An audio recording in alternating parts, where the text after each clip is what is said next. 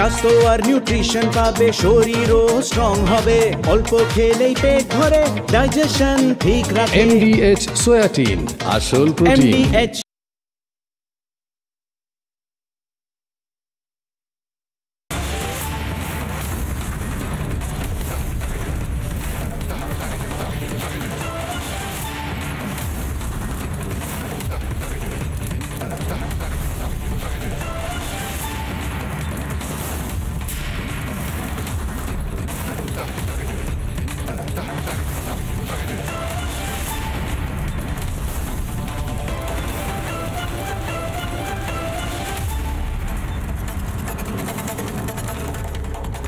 নমস্কার, আমি ময়ূখ রঞ্জন ঘোষ। 7টা বাজলো এখনো কুমির এলো না, 8টা বাজলো এখনো কুমির এলো না, এরকম একটা কুমিরডাঙ্গা খেলা হতো না? আজ সেই খেলাটাই আমি একটু বদলে, প্রশ্নগুলোকে একটু বদলে বলার চেষ্টা করছি। 8টা বাজলো এখনো ক্ষমা এলো না, 9টা বাজলো এখনো বিবৃতি এলো না, 10টা বাজলো এখনো বিবৃতি এলো না, 11টা বাজলো সংখ্যালঘুদের যেভাবে বোকা বানালেন মমতা বন্দ্যোপাধ্যায় তার জন্য ক্ষমা এলো না। মমতা বন্দ্যোপাধ্যায় এ দশকের সেরা সেরা রসিকতা, মস্করা বা বিশ্বাসঘাতকতা করেছেন বাংলার সংখ্যালঘুদের সাথে। বাংলার সংখ্যালঘুদেরকে মমতা বন্দ্যোপাধ্যায় কি বলেছিলেন? ওয়াকফ আইন তিনি লাগু হতে দেবেন না। মমতা বন্দ্যোপাধ্যায় ওয়াকফ আইন লাগু হতে দেবেন না বলে বলে বলে কখন যে জেলায় জেলায় জেলার শাসকরা ওয়াকফ আইন লাগু করে দিল ধরতে পারবেন না। ধরতে পারবেন না কখন এসআইআর লাগু করতে দেব না বলে এসআইআর ঘোষণার আগে থেকে নবান্ন এসআইআর এর কাজ শুরু করে দিল। ধরতে পারবেন না সিএ করতে দেব না বলতে বলতে কখন সিএর সপক্ষেও মমতা বন্দ্যোপাধ্যায়রা তলায় তলায় কথা বলতে শুরু করে দিলেন। বাংলার সংখ্যালঘুদেরকে সবচেয়ে বেশি বোকা বানাচ্ছে তৃণমূল কংগ্রেস।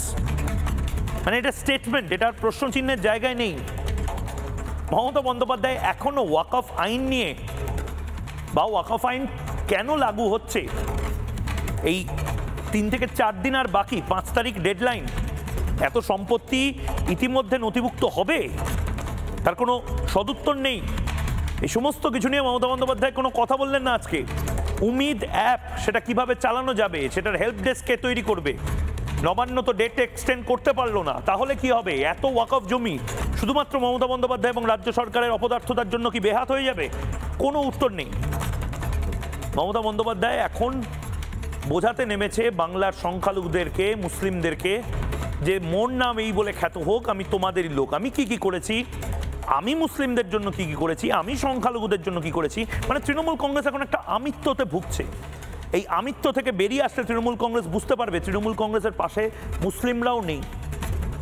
মমতা বন্দ্যোপাধ্যায় ওই 5টা বাজলো এখনো ক্ষমা এলো না, 6টা বাজলো এখনো বিবৃতি এলো না, 7টা বাজলো এখনো ক্ল্যারিফিকেশন এলো না, কিচ্ছু এলো না। উল্টে মমতা বন্দ্যোপাধ্যায়ের ভাষণ এলো, সে ভাষণ বাংলার সংখ্যালঘুরা মেনে নিচ্ছে না। মমতা বন্দ্যোপাধ্যায় কি বলেছেন একবার শুনুন। সংখ্যালঘু উন্নয়নও আমরা দেশের সেরা। আমরা প্রায় 39 লক্ষ ছাত্রছাত্রীকে, না ওটা কত হবে, লক্ষ না কত সেলিম ম্যাম কোটি হবে ম্যাম। হ্যাঁ 4.85 crore। তাই বলো 4.85 crore কোটি। 4.85 crore সংখ্যালঘুরা ঐক্যশ্রী ওবিসিরা মিলিয়ে পেয়েছে। ওবিসিদের জন্য আলাদা, সেখানে কিন্তু জেনারেল কাস্ট কাটা হয়নি। সংখ্যালঘু দপ্তরের প্ল্যান বাজেট প্রায় 10 গুণ বৃদ্ধি করা হয়েছে। উর্দুকে সরকারি ভাষার মর্যাদা দেওয়া হয়েছে। যেমন আপনারা জানেন নেপালি ভাষা বলুন, রাজবংশী বলুন, কামতাপুরি বলুন, অলচিকি বলুন, সাদরি বলুন, কুরমালি বলুন, আমাদের কুরুক বলুন, এরকম অনেক ভাষা আছে, হিন্দি ভাষা বলুন। তাছাড়াও আমরা 9,900 কবরস্থানের প্রাচীর নির্মাণ করেছি, আরও করব। সংখ্যালঘু ভাই বোনদের জন্য যেমন ইমাম মুয়াজ্জিনরা আমাদের জন্য কাজ করে, হজযাত্রীদের জন্য যাওয়া সমস্ত সাহায্য আমরা করি। মাদ্রাসাকে আনএডেড মাদ্রাসা হিসেবে স্বীকৃতি অসংখ্য, এবং শিক্ষক অশিক্ষক কর্মচারীদের সাম্মানিক প্রদানের জন্য সম্পূর্ণ রাজ্য সরকার নানা রকম প্রকল্প চালু করেছেন, এবং তাদের জন্য আইটিআই আছে, পলিটেকনিক আছে, কর্মতীর্থও আছে, যাতে কোনো রকম জেনারেল কাস্টের সাথে বাধা না হয়, কারণ আমরা কোনো ভেদাভেদ করি না। আরে এত কিছু বাংলার সংখ্যালঘুদের জন্য মমতা বন্দ্যোপাধ্যায় যদি করেন, তাহলে বাংলার সংখ্যালঘুরা আপনার বিরুদ্ধে রাস্তায় নেমেছে কেন? বাংলার সংখ্যালঘুরা আপনার প্রতি এত বীতশ্রদ্ধ কেন?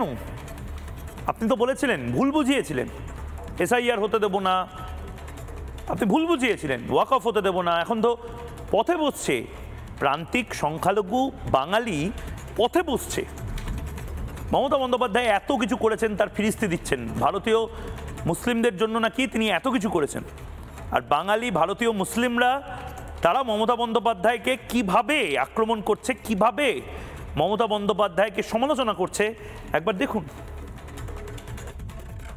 আগামীতে কিন্তু মানুষ জবাব দেবে, কারণ মানুষ উন্নয়ন চাই। যখন উন্নয়ন ছাড়া যখন অবনতি ঘটবে, তখন মানুষ বিদ্রোহ চালু করবে। মানুষটাই তো দ্বিচারিতা করার জন্যই এসছে রাজনীতিতে। সেজন্য দেখেননি হিজাব লাগিয়ে ঈদগার ময়দানে যে মুসলমান সেজে ভোট প্রচার করেছেন। অতএব এ তো দ্বিচারিতা করার জন্যই রাজনীতিতে এসছেন। পশ্চিমবাংলার মধ্যে যদি সব থেকে বড় নাটকবাজ আর সব থেকে যদি বড় সাম্প্রদায়িক কেউ থাকে, তার নাম হচ্ছে মমতা ব্যানার্জি। মমতা ব্যানার্জি শুধু মুসলমানদের নিয়ে খালি খেলা করেছে, অন্য কিছু না। শুধু খালি মিথ্যে প্রতিশ্রুতি দিয়েছে আর মুসলমানদের নিয়ে শুধু খালি ভোট ব্যাংক ব্যবহার করেছে। মানুষকে পুলিশ, এক শ্রেণীর পুলিশ দিয়ে ভয় দেখিয়ে মুসলমানদেরকে শুধু থেমে রেখেছে। তবে 2026-এ মুসলমানরা এর যোগ্য জবাব দেবে। মুখ্যমন্ত্রী উনি ভাবছেন যে মুসলিমদের মানে নিয়ে খেলাবে উনি। ওনার খেলায় আমরা আর খেলছি না, ওনার খেলায় ওনার থেকে আমরা দূরে সরেই আছি, আগামী দিনে আরও সরবে। মমতা বন্দ্যোপাধ্যায় আসলে বুঝতে পারছেন যে মমতা বন্দ্যোপাধ্যায়ের হাতের বাইরে বেরিয়ে যাচ্ছে সমস্ত কিছু। মমতা বন্দ্যোপাধ্যায় এখন বেশি বেশি করে সংখ্যালঘু উন্নয়ন করতে গেলে, তার ফিরিস্তি দিতে গেলে সংখ্যালঘুরা খেপে যাচ্ছে, সংখ্যাগুরুরা খেপে যাচ্ছে। সংখ্যালঘুরা কেন খেপে যাচ্ছে? কারণ মমতা বন্দ্যোপাধ্যায় ওয়াকফ নিয়ে কি ভাবছেন, কি করছেন, কিচ্ছু বলছেন না। মমতা বন্দ্যোপাধ্যায়ের দল কোনো রূপরেখা দিতে পারছে না, মানে সর্বনাশ আসতে চলেছে। আমি আবারও বলছি, ময়ূকের কথা বাসি হলে ভালো লাগে। ময়ূক 3 মাস আগে বলেছিল এসআইআর হবে, কেউ আটকাতে পারবে না। ওয়াকফ আইন যখন পাশও হয়নি, তখন থেকে আমি বাংলার মানুষকে বোঝাতে শুরু করেছি, বাংলার সংখ্যালঘু মুসলিমদেরকে বোঝাতে শুরু করেছিলাম যে ওয়াকফ আইনটা অত্যন্ত সহজ, বাংলার গরিব মুসলমানদের জন্য এটা ভালো। ময়ূককে কেউ পাত্তা দেয়নি সেই সময়। সংখ্যালঘুরা বা ভারতীয় মুসলিমরা, তাদেরকে বোঝানো হয়েছিল যে রিপাবলিক বাংলা যা বলছে সেটা ভুল। রিপাবলিক বাংলাই ঠিক প্রমাণ হলো। মমতা বন্দ্যোপাধ্যায় যে ব্লাফ দিয়ে গেছেন, মমতা বন্দ্যোপাধ্যায় যে একেবারে পাল্টি খেয়ে গেছেন তার কথা থেকে, সেটা প্রমাণ হয়েছিল। কিন্তু এখন কাহানি মে টুইস্ট।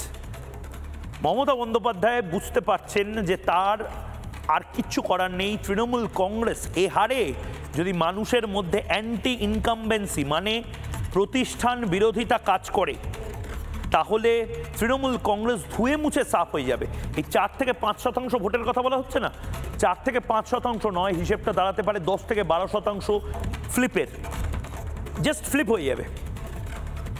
সিপিএম যদি বিরক্ত হয়ে যায় মমতা বন্দ্যোপাধ্যায়ের প্রতি, কারণ সিপিএমের কাছে আর কোনো অপশন নেই। সিপিএমের নিচুতলার কর্মীরা তারা বুঝে গেছেন, ওপরে হয়তো যারা নেতারা তারা সেটিং করে করে চলছে, নিচুতলায় সিপিএমের কর্মীরা তারা মমতা বন্দ্যোপাধ্যায়ের সাথে আর কোনো সেটিং করতে চান না, তারা মমতা বন্দ্যোপাধ্যায়ের বিরুদ্ধে ভোট দেবেন। বাংলার সংখ্যালঘুরা তারা মমতা বন্দ্যোপাধ্যায়ের বিরুদ্ধে ভোট দেবেন। প্রচুর দলিত প্রান্তিক মানুষজন তারা মমতা বন্দ্যোপাধ্যায়ের বিরুদ্ধে ভোট দেবেন। মমতা বন্দ্যোপাধ্যায় বুঝতে পারছেন, এবং এখন তিনি আরও বুঝতে পারছেন যে এই যে কারচুপিগুলোর অভিযোগগুলো আসছে না, এই যে লোক খেপিয়ে দেওয়ার চেষ্টাগুলো হচ্ছে না, এসআইআর সিইও দপ্তরের সামনে যে নকল বিএলওদের লেলিয়ে দেওয়া হচ্ছে না, এগুলো করে মমতা বন্দ্যোপাধ্যায় তৃণমূল কংগ্রেসের আরও সর্বনাশ ডেকে আনছেন। এবং এর জন্য কেন্দ্র যথেষ্ট বিরক্ত, ভারত রাষ্ট্র বিরক্ত, নির্বাচন কমিশন বিরক্ত, ED, CBI, customs, income tax, যত এজেন্সি যাদেরকে কাঠগড়ায় দাঁড় করিয়ে ভিলেন বানানো হয়েছে, তারা সবাই বিরক্ত। এবং সে কারণে মমতা বন্দ্যোপাধ্যায় এখন শূন্যরম করছে, আসলে সময় কিনতে চাইছে, টাইম বাই করতে চাইছেন। পরবর্তী স্ট্র্যাটেজি তৃণমূল কংগ্রেসের মাথায় আসছে না, এখন কনফিউশনে ভুগছে তৃণমূল কংগ্রেস। এই মুহূর্তে যে ব্রেকিং নিউজ, সে ব্রেকিং নিউজটা নেবে এবং তারপর মমতা বন্দ্যোপাধ্যায় কেন সুর নরম করলেন সেইটা আপনাদের শোনাবো এই মুহূর্তে। Breaking news, breaking news, breaking news. ওয়াকফ থেকে SIR, একের পর এক ইস্যুতে মুখ পুড়ছে তৃণমূলের। অবশেষে সুর নরম করলেন মমতা বন্দ্যোপাধ্যায়। মমতা বন্দ্যোপাধ্যায় এখন সুর নরম করে 26-এ সর্বনাশ আটকানোর শেষ চেষ্টা করছেন। 26-এ সর্বনাশ আসন্ন জেনে এবার কেন্দ্রের সঙ্গে সুসম্পর্কের বার্তা দিচ্ছেন মমতা বন্দ্যোপাধ্যায়। হাত জোর করে আবেদন করছেন মমতা বন্দ্যোপাধ্যায়। মমতা বন্দ্যোপাধ্যায় বুঝতে পারছেন কেন্দ্র যদি ডেডলাইন এক্সটেন্ড না করে, মমতা বন্দ্যোপাধ্যায় বুঝতে পারছেন SIR নিয়ে কেন্দ্র যদি নিজেদের অবস্থান স্পষ্ট না করে, নির্বাচন কমিশন যদি কিছু না কিছু রিল্যাক্সেশন না দেখায়, তৃণমূল কংগ্রেসের ভোট ব্যাংক শেষ।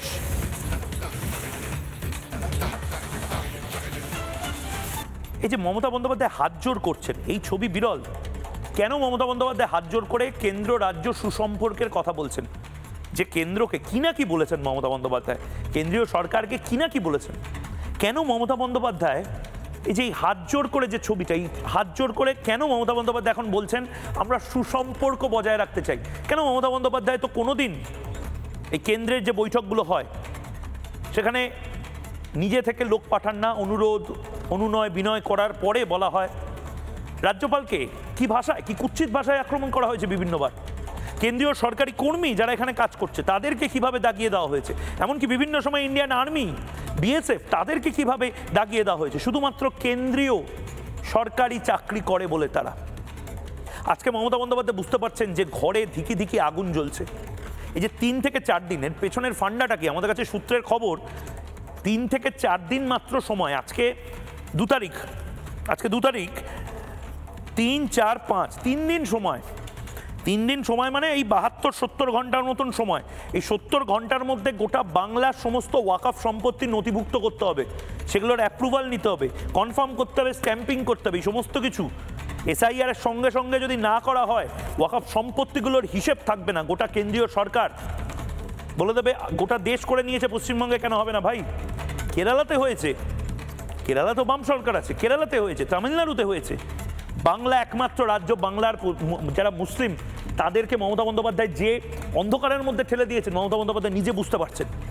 এবং সে কারণে সে কালজয়ী বাইট আমি বলবো আজকে, যে হাত জোর করে মমতা বন্দ্যোপাধ্যায় বাইট দিচ্ছেন। কেন? তার কারণ মমতা বন্দ্যোপাধ্যায় সিগন্যাল দিচ্ছেন, বার্তা দিচ্ছেন বোধহয় কেন্দ্রকে, একটু সফট হও, একটু রিল্যাক্সেশন দেওয়া হোক।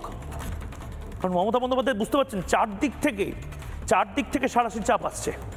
দেখুন, যতই অত্যাচার করুন, অপপ্রচার করুন, কুৎসা করুন, চক্রান্ত করুন, আমরা কিন্তু আপনাদের সাথে কোঅপারেশন চাই, আমরা নন কোঅপারেশন চাই না। আশা করি এটুকু আপনারা শুনতে পাচ্ছেন।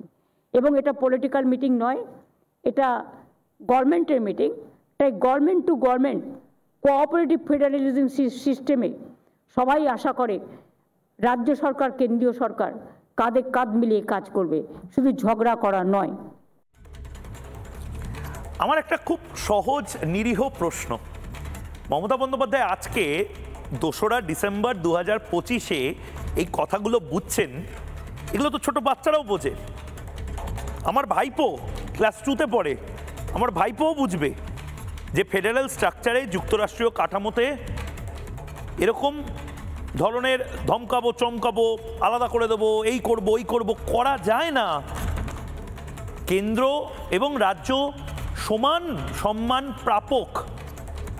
মমতা বন্দ্যোপাধ্যায় কেন্দ্রের কথা মানবেন না, কেন্দ্রকে এইভাবে দাগিয়ে দেবেন, ওইভাবে দাগিয়ে দেবেন। আরে ভারতবর্ষের আইন নিয়ে ছেলেখেলা করা হয়েছে। এই ওয়াকফ আইন, এই SIR, CA, এগুলো তো ভারতের আইন। মমতা বন্দ্যোপাধ্যায়ের যারা চারপাশে চেলাচামুন্ডা করেন তারা ভাবেন যে মোহাম্মদ ইউনুস বোধহয় আইনগুলো বানাচ্ছে, বা মোহাম্মদ ইউনুসের শাসনভার বোধহয় এই মুহূর্তে বাংলায় রয়েছে। মমতা বন্দ্যোপাধ্যায় আইনগুলো নিয়ে কি না কি বলেছিলেন। আজকে কেন হাত জোর করছেন মমতা বন্দ্যোপাধ্যায় চাপে পড়ে? মমতা বন্দ্যোপাধ্যায় বুঝতে পারছেন যে খেলা শেষ, এই টিক টিক টিক খেলা হবে। দেবাংশু ভট্টাচার্য, সেই টিক টিক টিক খেলা হবে দিন শেষ। মমতা বন্দ্যোপাধ্যায় CA, SIR, ওয়াকফ সমস্ত কিছুতে ব্যাকফুটে। এবং মমতা বন্দ্যোপাধ্যায় এই মুহূর্তে যদি ওয়াকফ আইনটা লাগু করতে না দেন, তিনি দিয়ে দিয়েছেন, কিন্তু যদি বলেন যে আমি ঠিক আছে সংখ্যালঘুদের কথা মেনে নিয়ে লাগু করছি না, রাষ্ট্রপতি শাসন জারি হবে। যদি ওয়াকফের সম্পত্তি নথিভুক্ত না হয় 5 তারিখের মধ্যে, গোটা বাংলার সংখ্যালঘুরা হয়তো মমতা বন্দ্যোপাধ্যায়কে বলবেন আপনি তো আমাদের পথে বসালেন, সব জমি চলে যাবে শুধুমাত্র মমতা বন্দ্যোপাধ্যায়ের অপদার্থতার জন্য। যদি এখানে এসআইআর করতে না দেওয়া হয়, সিইও দপ্তরে আক্রমণ করা হয়, রাষ্ট্রপতি শাসন জারি হবে। কি করবেন মমতা বন্দ্যোপাধ্যায়? আজকে তৃণমূল কংগ্রেসের প্রায়শ্চিত্তের দিন। কেন তৃণমূল কংগ্রেস এভাবে লোক খেপিয়েছিল? কি না কি বলেছিলেন মমতা বন্দ্যোপাধ্যায়, আমরা ভুলে গেছি? আমি মনে আছে, আমি মনে করাবো, দেখুন। বেঙ্গলেও কে করবো, কোথা থেকে কে করবি? করতে দেবো না, আমরা কোন রকম কিছু করতে আমি দেব না। আপনাদের নাগরিকত্ব কেউ কেড়ে নিতে পারবে না। আমি জীবন দেওয়ার জন্য তৈরি, কিন্তু আপনাদের নাগরিকত্ব কাটতে দেব না। हम नहीं कह सकते हैं कि हमारा प्रॉपर्टी लेने का हक किसी का नहीं है, वैसे और किसी का प्रॉपर्टी लेने का हक हमारा भी नहीं है। और माइनॉरिटी लोगों को हम एक बात कहते हैं, देखिए आप लोगों को दिल में दुख हुआ है वक़्फ़ प्रॉपर्टी के लेके, आप भरोसा रखिए बंगाल में ऐसा कुछ नहीं होगा जिसमें कोई डिवाइड एंड रूल होगा। प्लीज रिमेंबर व्हेन दीदी इज हियर, दीदी will protect you and your property. जैसे बिहार में 40 लाखों का ज्यादा आदमी को नाम निकाल दिया, और बंगाल में भी करने वाला है। अगर करेगा तो घेराव कर्मसूची करेंगे, पूरा घेराव होगा, पूरा आंदोलन होगा। अरे जो आईन है आपका, जो कानून है, इसको हम बातिल करेगा, हम इसमें हम चेंज करेगा। हमें नहीं मानेंगे, हमें नहीं मानेंगे, हमें नहीं मानेंगे। আমি সিরিয়াসলি বলছি, বাংলার সংখ্যালঘুদেরকে যদি কেউ সর্বকালের সেরা বোকা বানিয়ে থাকে, তার নাম মমতা বন্দ্যোপাধ্যায় বা তৃণমূল কংগ্রেস। এটা করা ঠিক নয়। মুখে বলছেন সিএ হতে দেবেন না, সিএ হয়ে যাচ্ছে। মুখে বলছেন ওয়াকফ আইন লাগু হবে না, তোমরা যে যার মতন রিল্যাক্স করো, ওয়াকফ আইন লাগু হচ্ছে। মুখে বলছেন এসআইআর করতে দেবো না, বিএলওদের বলছেন আপনারা রিল্যাক্স করুন, কিন্তু আমরা বারবার বলেছি, ইলেকশন কমিশন বলেছে, কেন্দ্রীয় সরকার বলেছে, সবাই যারা এই এসআইআরটা বোঝে তারা বলেছে যে না, একটু কাজ এগিয়ে রাখো, এখন শেষ মুহূর্তে। মানে ধরে নিন মমতা বন্দ্যোপাধ্যায়, না খুব সহজভাবে বলছি, মমতা বন্দ্যোপাধ্যায় লাস্ট মোমেন্ট অবধি বলে গেছে এবছর আমি মাধ্যমিক পরীক্ষা করতে দেব না, মাধ্যমিক যারা পরীক্ষা দিচ্ছ বা যে দেবে ভেবেছিলে রিল্যাক্স করো, তোমরা সবাই পাস করে যাবে, আমি মাধ্যমিক পরীক্ষা করতে দেবো না। এবার মাধ্যমিক পরীক্ষা যারা নেয়, মধ্যশিক্ষা পর্ষদ, তারা নোটিফিকেশন জারি করে দিয়ে বলছে অমুক তারিখ পরীক্ষা। এবার মমতা বন্দ্যোপাধ্যায়ের কথায় যারা নিচেছিলেন যে মাধ্যমিক পরীক্ষা হবে না হবে না হবে না, তারা এখন শেষ মুহূর্তে অথই জলে পড়ছেন। সিলেবাস শেষ হয়নি তো, টিচার যারা ছিলেন তাদের মাথায় বাজ ভেঙে পড়েছে ধরুন, এরকম পরিস্থিতি। মানে আমি সহজভাবে বোঝালাম, কিন্তু আমি আজ আপনাদের গৌতম বুদ্ধের কথা আবার বলবো। গৌতম বুদ্ধ এক মুঠো শস্য সম্ভালা, জ্ঞানগঞ্জ বা রূপকথার সেই সাংগ্রিলা, যেখানে মৃত্যু নেই, জরা নেই, যেখানে গেলে কল্কির সাথে দেখা হবে, যেখানে সমস্ত স্বপ্নের নতুন নতুন উদ্ভাস রয়েছে, সেটা বোধহয় বাংলায় চলে এসেছে। আমি 3টে প্রশ্ন নিয়ে কেন তার উত্তরটা দেব, প্রশ্নগুলো দেখে নি। আজ এটা নিয়ে ময়ূকের পরবর্তী ডিবেট। প্রথম প্রশ্ন, বাংলায় রূপকথার সম্ভালার খোঁজ পাওয়া গেল। অবশেষে বাংলায় রূপকথার সম্ভালা, আমরা জানি সম্ভালা বা সম্ভালা, যেখানে কল্কি অবতার জন্মাবেন, যেখানে মৃত্যু নেই, জরা নেই, যেখান থেকে সত্যযুগের শুরু, সেটা কি বাংলায়? 2 নম্বর প্রশ্ন, অমরত্বের সন্ধান মিলল বাংলার বুকে, অমরত্বের সন্ধান মিলল বাংলার বুথে বুথে, বাংলার বুথে বুথে কোনো মৃত্যু নেই, কি অদ্ভুত। এবং 3 নম্বর প্রশ্ন, বুথে মৃত্যু থমকে যাচ্ছে, বিজ্ঞান হার মানছে, বিজ্ঞান হার মানছে, তার মানে মহামৃত্যুঞ্জয় মন্ত্র বা এমন কোনো মন্ত্রোচ্চারণের মাধ্যমে এই মুহূর্তে মৃত্যু আটকে দেওয়া গেছে এই সমস্ত বুথে।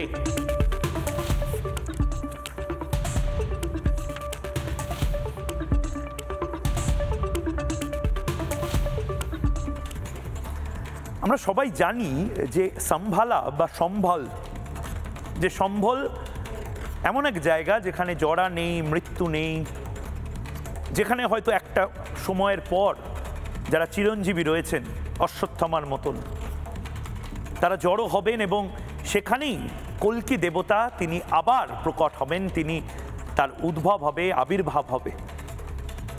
আমরা অবাক হয়ে যাচ্ছি, স্তম্ভিত হয়ে যাচ্ছি।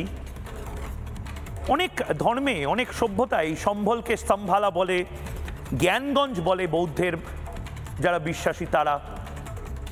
সেই সম্ভল বা জ্ঞানগঞ্জ সেটা কি বাংলায় চলে এলো? গৌতম বুদ্ধকে বলা হয়েছিল যে যখন তিনি গৌতম বুদ্ধ তিনি মোক্ষ লাভ করেননি, সিদ্ধার্থকে বলা হয়েছিল যে তুমি বাবা এক মুঠো অন্ন বা শস্য এমন কোনো বাড়ি থেকে নিয়ে এসো যে বাড়িতে মৃত্যু নেই, যে বাড়িতে জরা নেই, যে বাড়িতে রোগ নেই, শোক নেই, যে বাড়িতে বিচ্ছেদ নেই বা ঠিকানা বদল নেই। গৌতম বুদ্ধ বুঝতে পেরেছিল জীবন মানে কি, ব্রহ্মাণ্ড মানে কি। কিন্তু অদ্ভুতভাবে আমার হাতে যে লিস্টটা রয়েছে এবং নির্বাচন কমিশন যে লিস্টগুলো পাচ্ছে তাতে মনে হচ্ছে বাংলাতে এই সম্ভালা বা সম্ভল বোধহয় রূপকথার যে শহর সেই শহর চলে এসেছে। এই উত্তর 24 পরগনা, পুরুলিয়া, মুর্শিদাবাদ, মালদা সহ বিভিন্ন বুথ, সেই বুথে কোনো মৃত্যু নেই, সেই বুথে কোনো জড়া নেই, সমস্ত এনুমারেশন ফর্ম চলে এসেছে। তার মানে কি? আমি যে তিনটে প্রশ্ন করলাম সেই তিনটে প্রশ্নই ঠিক। বাংলাতেই কি রূপকথার সম্ভালা বা বাংলাতেই কি জ্ঞানগঞ্জ চলে এসেছে? বাংলায় রূপকথার সম্ভালার খোঁজ মিলেছে, অমরত্বের সন্ধান মিলল বাংলার বুকেই। বুথে বুথে মৃত্যু থমকে যাচ্ছে, বুথে বুথে মৃত্যু থমকে যাচ্ছে, বিজ্ঞান কি হার মানছে?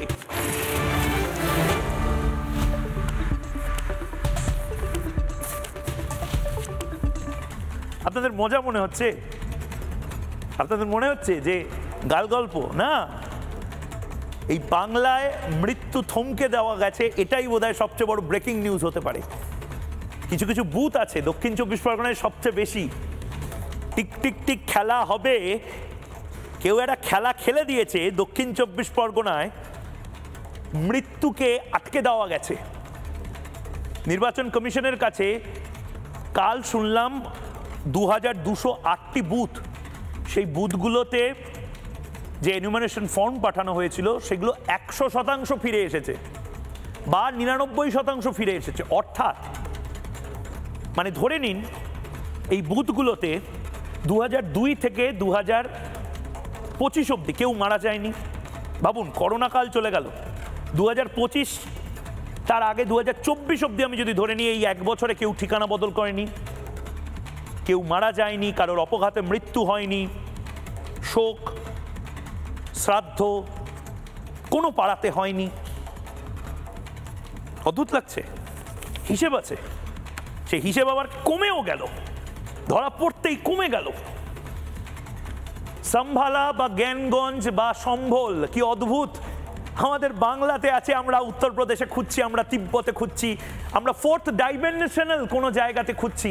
আমরা ভাবছি যে কল্কি অবতার বোধহয় ওই সমস্ত জায়গাতে জন্মাবেন যেখানে মৃত্যু নেই, জরা নেই। আর আসলে বাংলার বিভিন্ন বুথে, দক্ষিণ 24 পরগনায় এই যে 760টি বুথ, পুরুলিয়ায় 228টি বুথ, মুর্শিদাবাদে 226টি বুথ, এখানে কোনো মৃত্যু নেই। মালদার 216 বুথ, এখানে কেউ শাকিন বদল করেনি, বাসা বদল করেনি। হাওড়ায়, বীরভূমে, আমি জানি না বকটুইয়ের আশেপাশে কোনো বুথ রয়েছে কিনা, এই 86টি বুথ, এখানে কোনো বকটুই কাণ্ড ঘটেনি, কোনো রাজনৈতিক হিংসা ঘটেনি। মহামারীতে এরা প্রত্যেকে ইমিউন ছিল। হুগলির এই 40টির ওপর বা দক্ষিণ দিনাজপুরের এই 40টি বুথে করোনা কালে তার মানে একজনও মারা যায়নি। কি অদ্ভুত না? কিন্তু অন্যদিকে গোটা দেশ জুড়ে যে মৃত্যু বা মৃত ভোটারের তালিকা পাওয়া যাচ্ছে, বাংলায় যে তালিকা পাওয়া যাচ্ছে, সে তালিকাটাও এসছে আমাদের কাছে। সে তালিকাটা একবার আমরা দেখে নেব, কিন্তু তার আগে এই মুহূর্তে যারা রয়েছেন তাদের সাথে আলাপ করে নেব। জগন্নাথ চট্টোপাধ্যায় বিজেপির রাজ্যের সাধারণ সম্পাদক রয়েছেন আমাদের সঙ্গে, রয়েছেন মানস ভট্টাচার্য গবেষক, রয়েছেন পরমাত্মানন্দজি রয়েছেন ডক্টর রঞ্জন ভট্টাচার্য এবং ঝন্টু বড়াইক আমাদের সঙ্গে রয়েছেন, রক্তিম দাস স্টুডিওতে আমাদের সঙ্গে রয়েছেন। প্রত্যেককে আমি স্বাগত জানাচ্ছি। আমি মানস ভট্টাচার্য, একাধিকবার আমরা এই শো করেছি, একাধিকবার আমরা পডকাস্ট করেছি, যেখানে আমরা জ্ঞানগঞ্জ নিয়ে কথা বলেছি, আমরা সম্ভালা নিয়ে কথা বলেছি, সম্ভাল নিয়ে কথা বলেছি। এবার তো মনে হচ্ছে বাংলাতেই সম্ভাল বা সম্ভালা পাওয়া গেছে, মৃত্যু নেই, জরা নেই, এমন জায়গাতেই তো আমরা যেতে চাই। এখানেই হয়তো কল্কি জন্মাবেন। না, যেখানে এই মৃত্যুর নেই, যেখানে হিসাব দিয়েছিল, আমার তো মনে হচ্ছে এবারে ইসিআই সেখানে গিয়ে বলবে অবনী বাড়ি আছো, কারণ বাড়িতে বাড়িতে কড়া নেড়ে এবার জিজ্ঞেস করতে হবে যে আদৌ তিনি বাড়িতে আছেন কিনা। যে দক্ষিণ 24 পরগনার হিসাব আমরা পাচ্ছি ময়ূকদা, গত 3 বছরের সেই দক্ষিণ 24 পরগনা থেকে সব থেকে বেশি নারী পাচার হয়েছে। তুমি যদি ডাটা দেখো যে সব থেকে বেশি নারী পাচার হয় ভারতবর্ষের যে জেলা থেকে, সেই জেলার নাম হচ্ছে দক্ষিণ 24 পরগনা, এবং যে 3টি ব্লক থেকে হয় বাসন্তী, ক্যানিং এবং গোসাবা। তারা বোধহয় যেখানে পাচার হয়েছিলেন সেখান থেকে ভোটের আগে ভোটটা দিতে চলে আসেন, এরকম সম্ভাবনা হয় না? না না, সেটা হতেই পারে, সব সম্ভব। কুচবি হো সাকতা হ্যায়, একটা সিনেমা দেখেছিলাম, বাংলা হচ্ছে কুচবি হো সাকতা এর ব্র্যান্ড অ্যাম্বাসেডর এখন। দ্বিতীয় ব্যাপার হচ্ছে এই যে মুসলিমদের উন্নয়নে যে কথা বলছেন, আরেকটা ডাটা দিই, সেটা হচ্ছে গোটা ভারতবর্ষের সব থেকে বেশি পরিযায়ী শ্রমিক সাপ্লাই দেয় মুর্শিদাবাদ। প্রায় 72% মুসলমান যুবক যারা বাইরের অন্য রাজ্যে গিয়ে কাজ করে, এবং তারা প্রায় প্রত্যেকেই মুর্শিদাবাদের, কিছু মালদা, কিছু কোচবিহারের। সুতরাং এই তথ্যগুলো তো সামনে আসছে যে সব থেকে বেশি ভারতবর্ষে পরিযায়ী শ্রমিক সাপ্লাই দেয় মুর্শিদাবাদ, সব থেকে বেশি নাবালিকা এবং গৃহবধূ পাচার হয় দক্ষিণ 24 পরগনা। এই ডাটাগুলো সামনে এলে খুব স্বাভাবিক নয় কি যে এই সরকার যারা চালাচ্ছেন এই ডাটাগুলো যখন সামনে আসবে তখন স্বাভাবিক তাদের মাথা ব্যথার একটা কারণ হবে যে যদি সংখ্যালঘু মুসলমানদের এত উন্নয়ন হয় তাহলে সব থেকে বেশি পরিযায়ী শ্রমিক মুর্শিদাবাদ থেকে যাচ্ছে কি করে। আর এই যারা পার্টির শাসকের কথা শুনে এই কাজ করেছেন সেই বিএলওদের কপালে কিন্তু দুঃখ আছে। আগে বারবার বলেছি, আবারও বলছি, তারা প্রত্যেকে কিন্তু শাস্তির আওতায় আসবেন। সুতরাং নিজেদের স্বার্থে আবারও বিএলওদের অনুরোধ করব, দয়া করে রাজনীতির কথা শুনে অথবা এখন যারা তৃণমূলটাকে চালায় একটি অন্য বেসরকারি সংগঠন, তাদের কথা শুনে এটা করতে যাবেন না, তাহলে কিন্তু তারা শাস্তির আওতায় পড়বে। ঠিক ঠিক। আমি মানসদা, আপনি যখন এই কথাগুলো বলছেন তখন পাশে এই অমরত্বের প্রত্যাশা নেই কোনো দাবি দেওয়া। আমরা তো অমরত্বের প্রত্যাশা এখন দক্ষিণ 24 পরগনা থেকে করতে পারি, কলকাতা নর্থ থেকে অবশ্য সবচেয়ে কম।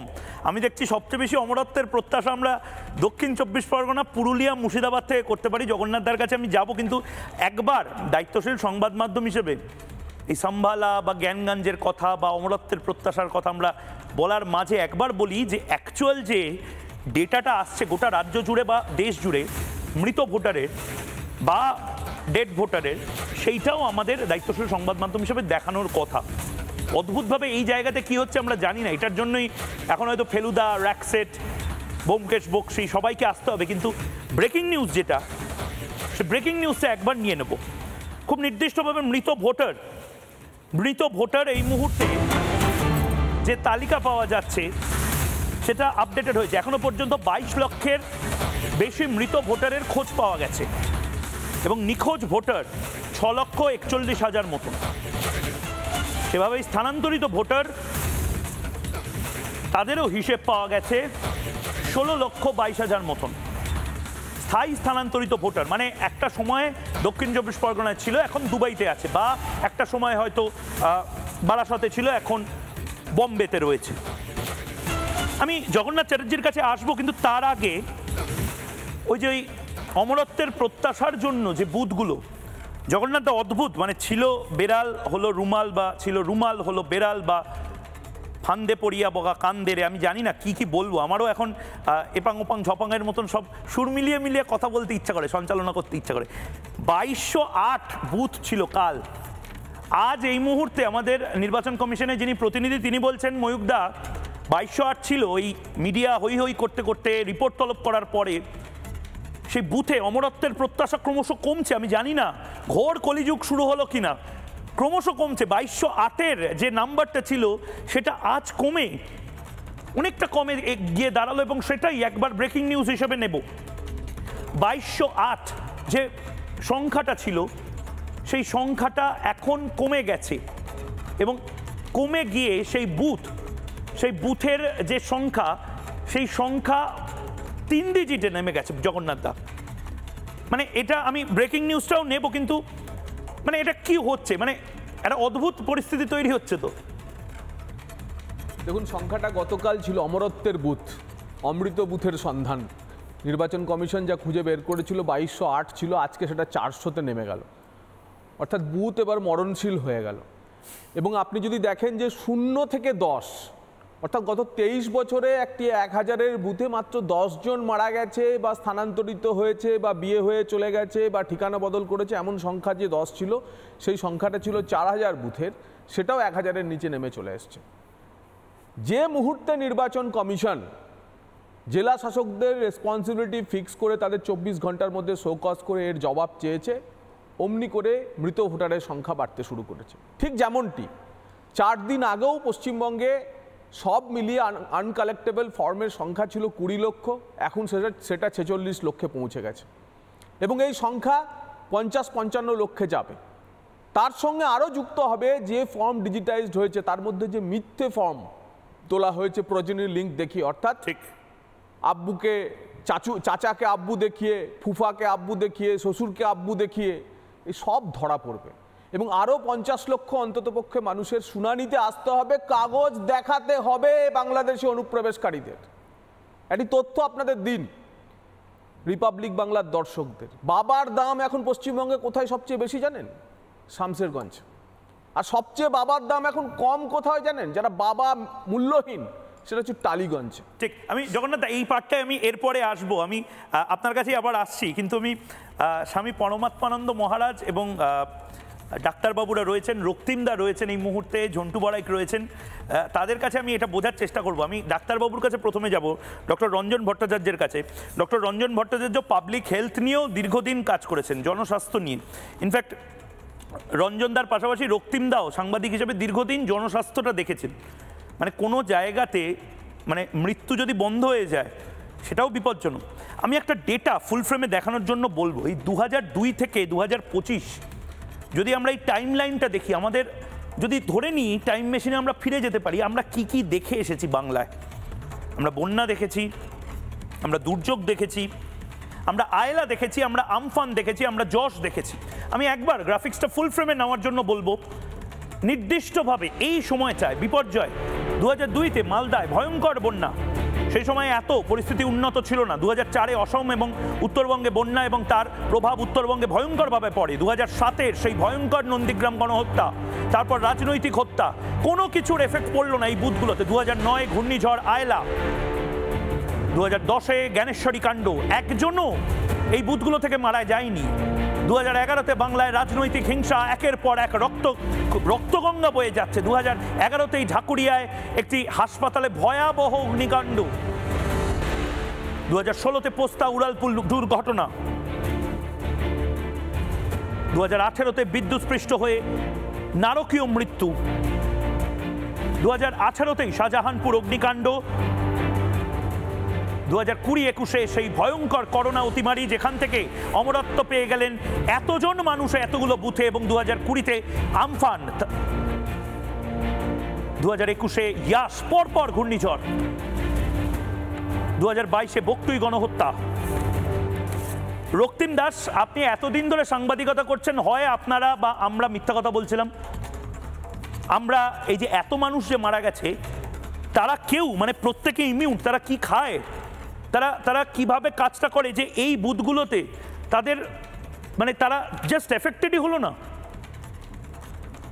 রক্তিমদা, আমি ভেবেছিলাম যে মৃত বাবা মারা আর ফিরবেন না, কিন্তু আবার দেখছি আবার মৃত বাবা মারা আবার ফিরে আসবেন বিনা তর্পণে, সেটা আবার একটা প্রচেষ্টা শুরু হয়েছে।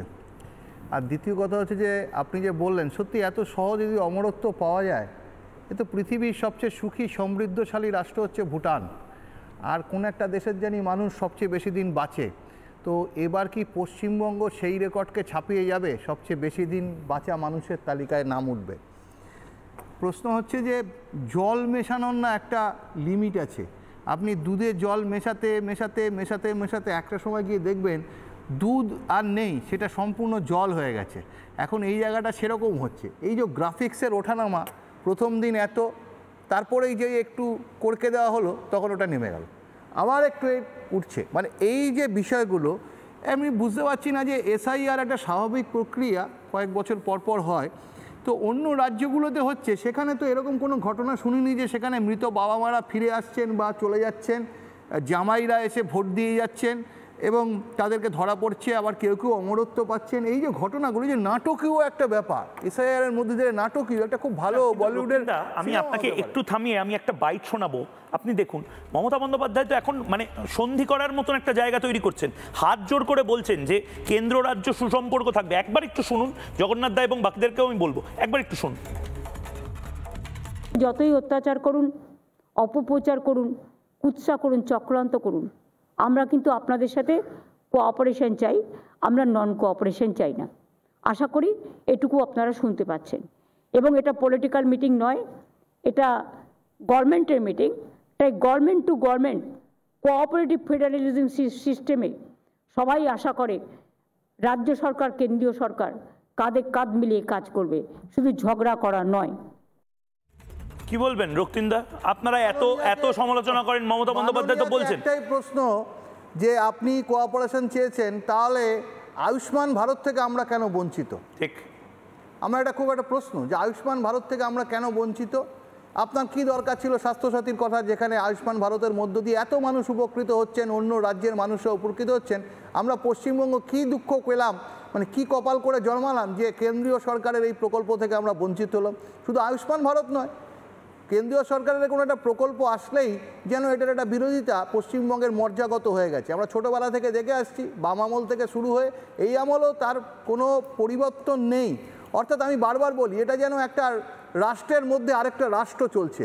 এখানে একটা আলাদা এমব্লেম আছে সরকারের, আমাদের অশোক স্তম্ভের মাথার উপর সেই এমব্লেম বসে যাচ্ছে, এখানে একটা সঙ্গীত তৈরি হচ্ছে, এখানে একটা পতাকাও তৈরি হয়ে যেতে পারে। অর্থাৎ এই রাষ্ট্রের মধ্যে একটা রাষ্ট্র তো উনি শুরু করেছেন, তো সেখানে উনি এখন যদি বলেন এই আমরা একসঙ্গে থাকি, ভালো কথা। বেশ, আমি ডক্টর রঞ্জন ভট্টাচার্য অনেকক্ষণ ধরে বসে রয়েছেন। ডাক্তারবাবু, আমি জনস্বাস্থ্য বা হেলথ বা নিউট্রিশন সমস্ত কিছু নিয়ে আপনাকে খুব সংক্ষেপে প্রশ্ন করতে চাই। আমাকে বলুন তো, এই যে এতগুলো বুথ, সেই বুথগুলোতে এরা কি খায়, এদের ফুড হ্যাবিটস কি? তার কারণ গোটা বিশ্ব কিন্তু মানে নড়ে চড়ে বসতে পারে। এখান থেকে অন্তত 3 থেকে 4টে নোবেল বা বড় সড়ো কোনো ওই যে ওই হঠাৎ করে তেল আবিষ্কার হলে যেরকম সবাই ঝাঁপিয়ে পড়ে, সেরকম কিছু হতে পারে। এটা বিস্ময়, বিজ্ঞানকে হার মানাবে। কোনো মৃত্যু নেই, কোনো জরা নেই, আমফান, তারা বেঁচে গেছেন, তারা করোনা কাল থেকে বেঁচে গেছেন। কি কেস হচ্ছে, কি খাচ্ছেন তারা? দেখো, ওম ত্রৈম্বকম যজামহে সুগ্রন্থিং পুষ্টিবর্ধনম উর্বারু কমিব বন্ধনাম মৃত্যুর মুখ্যম অমৃতাৎ। এই যে মহামৃত্যুঞ্জয় জপ করলাম, ইতিপূর্বে আমরা জানি যে রাজা মহাবলী, কৃপাচার্য, বেদব্যাস, বিভীষণ, পরশুরাম, হনুমান, অশ্বত্থামা এবং মার্কেন্ডেয়, এরা মৃত্যুঞ্জয় চিরঞ্জীবী হয়েছিল।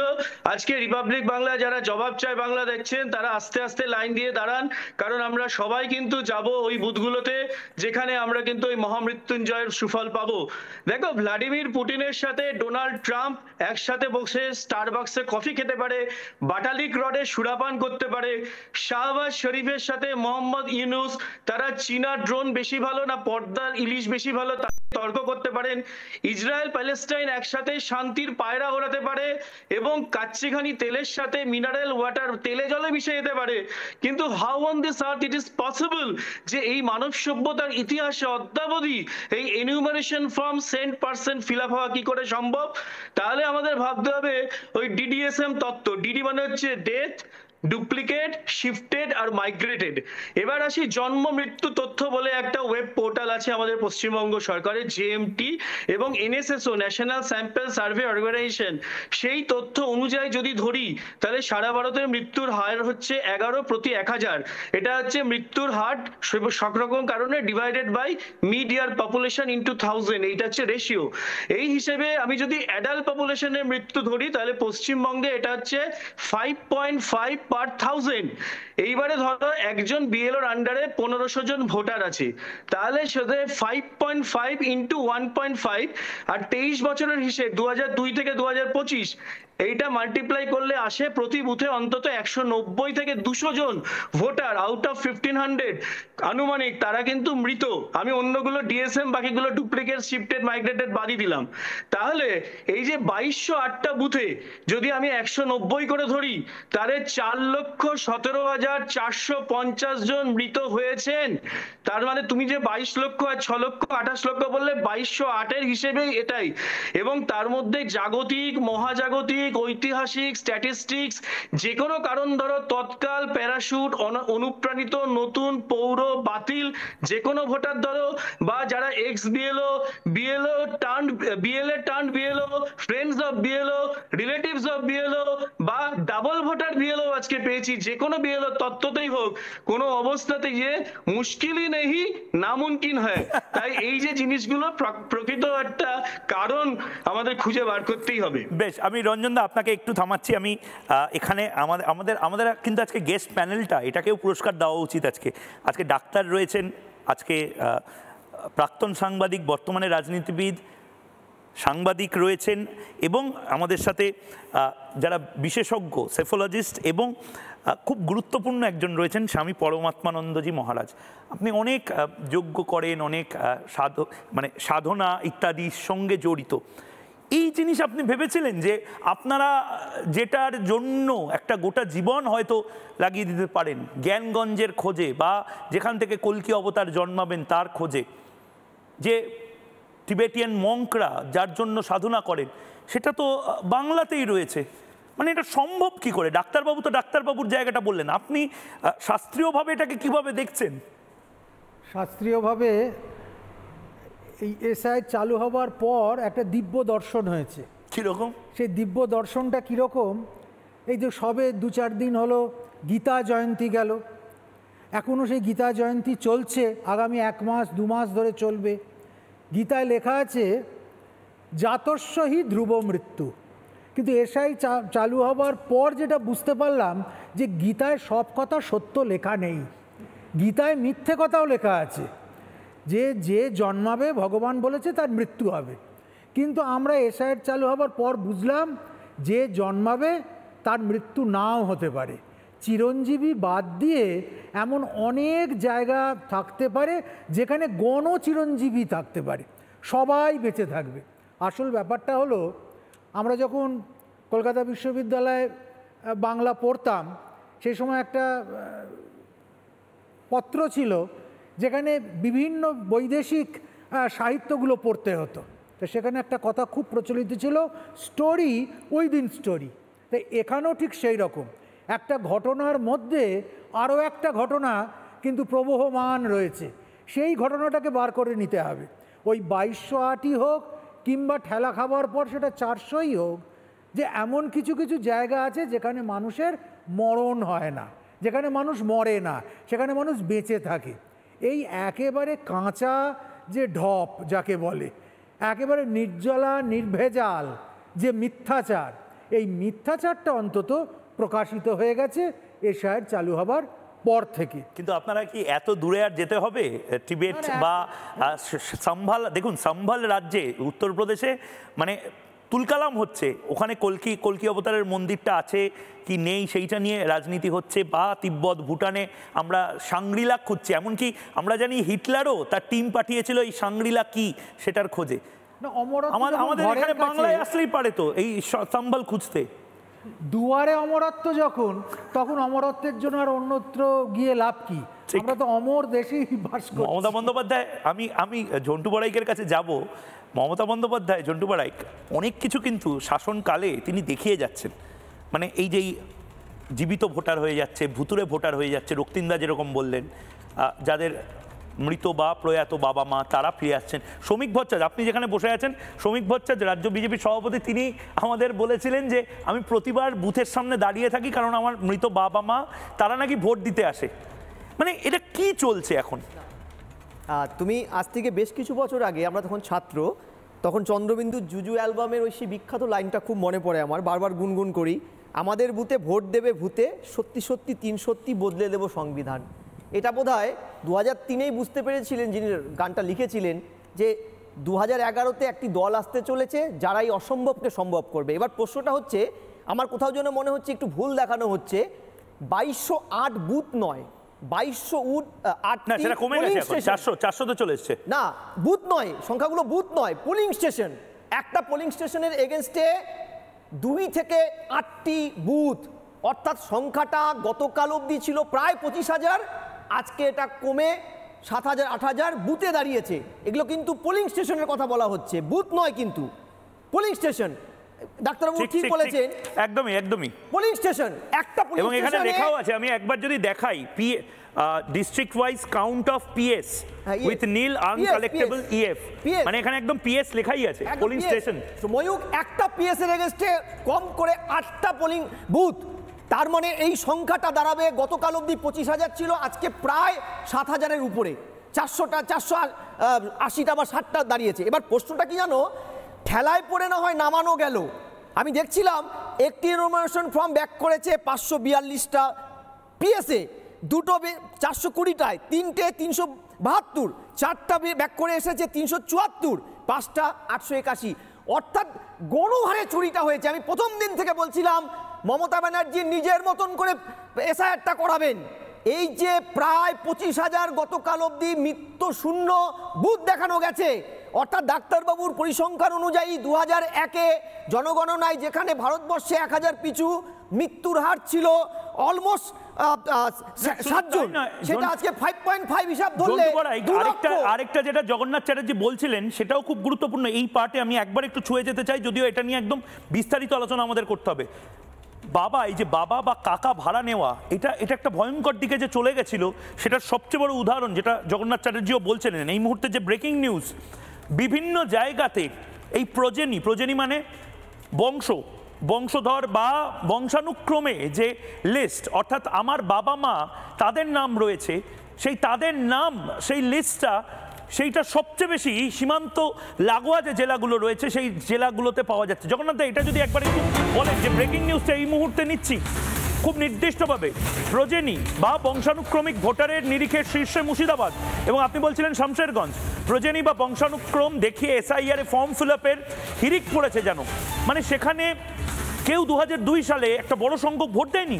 জগন্নাথ দা, দেখুন, অনুপ্রবেশের তত্ত্ব নিয়ে আমরা যে বারবার বলি, কিন্তু অনুপ্রবেশ নিয়ে আমরা বলি যে 1 কোটি ভোটার রয়েছে যারা পশ্চিমবঙ্গের ভোটার লিস্টে, যারা বাংলাদেশ থেকে এসে দেশে নাম তুলেছে, কিন্তু এই প্রথম এসআইআর করতে গিয়ে তার একটি ডেফিনিট নাম্বার পাওয়া যাচ্ছে। ইলেকশন কমিশন জেলা শাসকদের কাছে এই প্রজেনী লিঙ্কের যে অস্বাভাবিক চিত্র পাঠিয়ে দিয়ে বলেছে তার ব্যাখ্যা চেয়েছে, এবং আমি কয়েকটি উদাহরণ আপনাদের দিচ্ছি। একটা সবচেয়ে বড় উদাহরণ আমি যেটা বলছিলাম, যে শামশেরগঞ্জে এখন বাবার দাম সবচেয়ে বেশি। তার কারণ শামশেরগঞ্জ বিধানসভাতে দেখা যাচ্ছে যে মাত্র 68,499 জন তাদের সেলফ ম্যাপিং হয়েছে, অর্থাৎ আমি ভোটার 2000 সালে 2002 সালে ছিলাম, 2025 সালে আমার ম্যাপিং হয়েছে, কিন্তু আমি চাচুকে আব্বু দেখিয়েছি, শ্বশুরকে আব্বু দেখিয়েছি, ফুফুকে আব্বু দেখিয়েছি, এমন ভোটার, অর্থাৎ প্রজেনী লিঙ্ক করে দেওয়া হয়েছে সেখানে 1,63,434 জন, 238% বা 240%, অর্থাৎ একজন নিজের ভোট যদি দেখিয়েছে তো তার উপরে 2.4% বা 240 জন দেখিয়ে দিয়েছে যে আমার কোনো না কোনো বংশের লোক, আমার 2002-এর নাম নেই, কিন্তু তারা হচ্ছে এ কোথা থেকে এলো, অর্থাৎ পরে ঢুকেছে যাকে তাকে ধরে তাদের বংশের লোক দেখিয়েছে, নির্বাচন কমিশন ধরে পড়েছে এই খেলা। এবং বাবার দাম সবচেয়ে কম কোথায়? অরূপ বিশ্বাসের টালিগঞ্জে।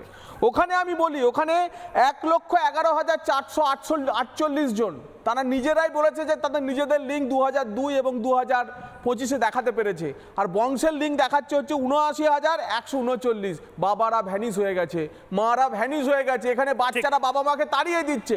এই যখন ভয়ঙ্কর পরিস্থিতি, তখন সীমান্তের যে জেলাগুলো মালদা, মুর্শিদাবাদ, দিনাজপুর, উত্তর বীরভূম, দক্ষিণ 24 পরগনা এবং উত্তর 24 পরগনার বিস্তীর্ণ অঞ্চলে এই যে বংশের লোক দেখিয়ে যে ভুল তথ্য দিয়ে যে লিঙ্ক হয়েছে, একদম এসআইআর এর ক্লেমস এন্ড অবজেকশন পড়বে, এরা প্রত্যেকে ধরা পড়বে। একদম, এবং এটা নিয়ে আমরা জগন্নাথ দা একদম টানা এবার ক্যাম্পেইনের মতন করে করতে হবে, কারণ এটা ডাল মে কুচ কালা হয়। একটা ছোট্ট বিরতি নেব, কিন্তু এটা নিয়ে আমরা টানা পড়ে থাকবো। কালকেও প্লিজ আসবেন, কারণ কালকেও এরকমই আরেকটা বড় কোনো তথ্য আপনাদের সামনে নিয়ে আসবে। একটা ছোট্ট বিরতির সঙ্গে